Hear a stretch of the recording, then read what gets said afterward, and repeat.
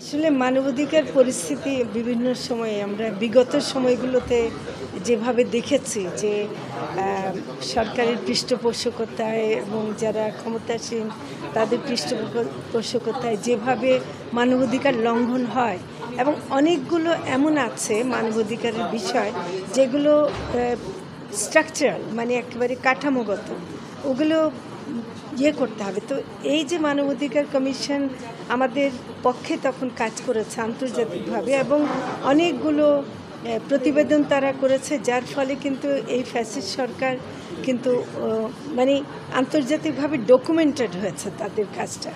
এখন আগামীতেও এটা তারা যখন অফিস করতে চাচ্ছে এর মানে এই না যে এখন আমাদের মানবাধিকার অবস্থা খারাপ বলে আসতে চাচ্ছে, তা না।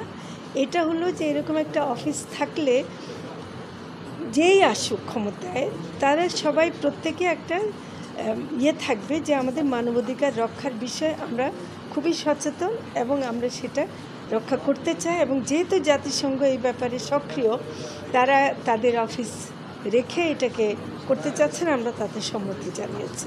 এটাই গতকাল বিভিন্ন দলের নেতাদের সাথে প্রধান উপদেষ্টা বৈঠক হয়েছে। তো দলের নেতারা বৈঠক শেষে ব্রিফ করেছেন যে আগামী 5 থেকে এই বিষয়ে আমি কিছু বলবো না।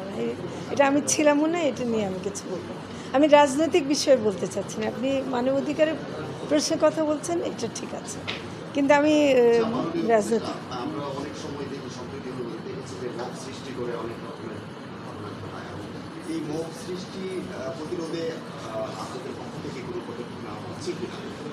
না, আমরা তো প্রত্যেক সময় চাই শান্তিপূর্ণভাবে সব কিছু হ্যান্ডেল করতে। তো সেটা হলো যে এবং আমাদের এই সরকারের একটা যে আচরণ সেটা হলো যে আমরা অহেতুক কোনো কাউকে আমরা মানে লেথাল ওয়েপন ইউজ করা বা কোনো কঠিনভাবে মানে দমন করতে চাই না। এবং সেটা করতে গিয়ে অনেকে যখন নাকি একটু বেশি হয়ে যায় সেটা তো আমরা অনেক সহ্যের পরিচয় দিই আর কি, সহ্য করি। আমরা মনে করি যে এটা সামাজিক ব্যাপার, মব সৃষ্টির ব্যাপারটাকে সামাজিকভাবেই আপনারা মিডিয়া কিন্তু অনেক ভালো ভূমিকা রাখতে পারেন। যে মব সৃষ্টি যেসব কারণে হয় সেই কারণগুলোকে আমাদের অ্যাড্রেস করতে হবে এবং সেটাই আমি মনে করি যে করা ভালো। মানে এখানে সরকার কোনো ধরনের বাড়তি দমনমূলক ব্যবস্থা নেওয়ার পক্ষপাতী না।